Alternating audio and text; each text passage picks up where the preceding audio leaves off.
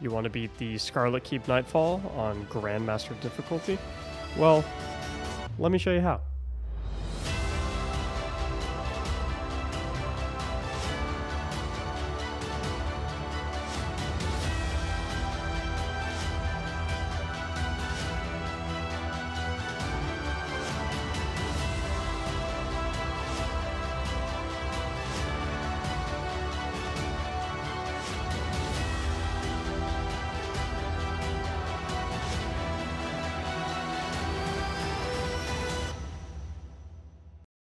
Loadouts for this one are simple, with all three players wanting Arbalest to easily crack all arc and solar shields, as well as break down barrier champion shields. Hand cannon is great for its unstoppable stunning capabilities and for the close range boss fight, but a pulse rifle can work just fine if you prefer the bonus range instead. Linear fusions are recommended for heavy for their great ammo efficiency and for the ability to double dip into linear fusion armor mods along with the Arbalest.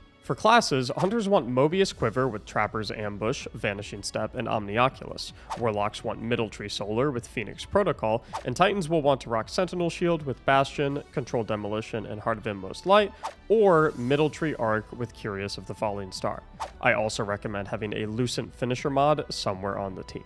All three classes bring equal value here, with Hunters being incredibly safe in the boss room due to invisibility, and Warlocks and Titans being able to create safe zones with their rifts, shields, and wells. Begin the strike by working your way through the first two rooms of trash mobs, after which you'll venture into the large room where you'll want to maintain high ground as you kill the Sniper Acolytes and Barrier Knight. Proceed forward, making sure to drop the Solar Shielded Wizard on your left with Arbalest, after which you can mop up the rest of the Acolytes. The next section will have you kill two Barrier Knights that spawn in the middle left and middle right sections of this room.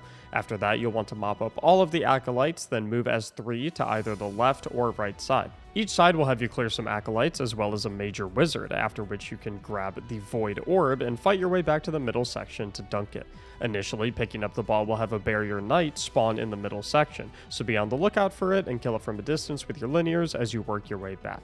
One thing to note is that the right side path does have an arc shielded knight inside the structure at the halfway point to the ball as well, so make sure to kill him from a distance with the Arbalests.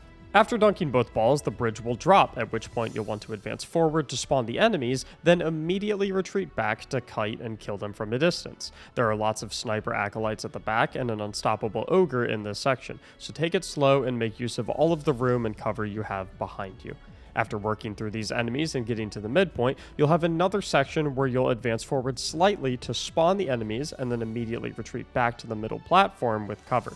Here you'll have some Acolytes as well as two Major Wizards that you'll want to kill with your linears.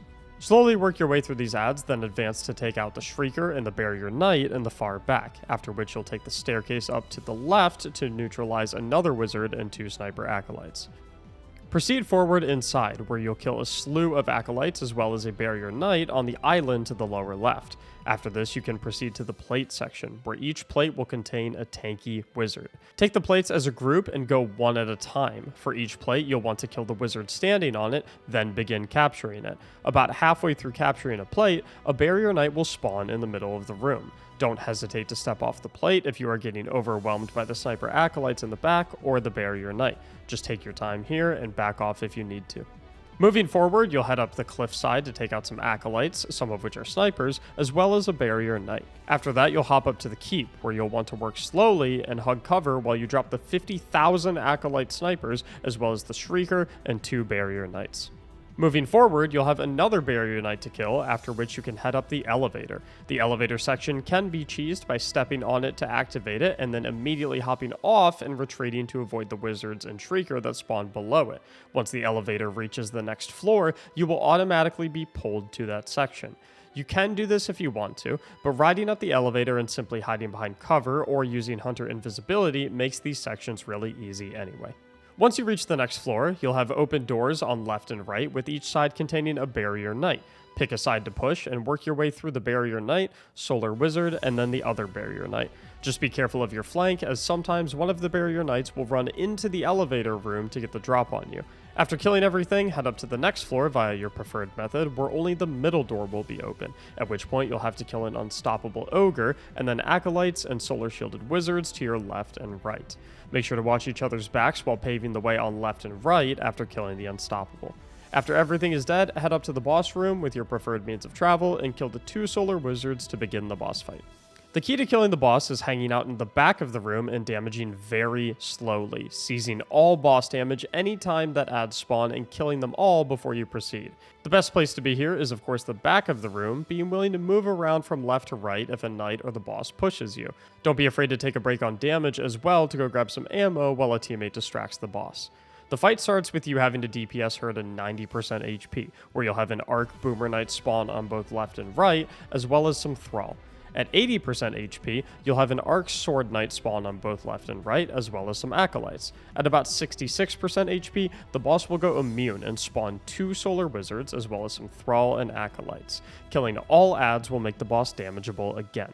Continue damaging her to 50% HP to spawn 2 Arc Boomer Knights and some Acolytes. After wiping out those, you can damage her to about 33% HP to make her immune again, where she will spawn an Unstoppable Ogre on both left and right, as well as some Acolytes. After killing all enemies, she will become damageable again. If you have leftover supers and ammo and feel confident in your aim, you can attempt to burn her and ignore the final wave of adds that spawns at around 20% HP, or you can take it slow like before and mop up the additional wave of Arc Boomer Knights before finishing her off. It's up to you. And that's everything. If this video helped, I would appreciate it if you would consider giving it a like and subscribing to the channel. If you want to support me and my content even more, you can do so by using the links in the description, such as my Twitch channel where you can watch live Grandmaster Nightfall carries and possibly even run with me, or my Ko-fi page where you can aid me in producing content like this. Thank you so much for watching, and as always, have a great day.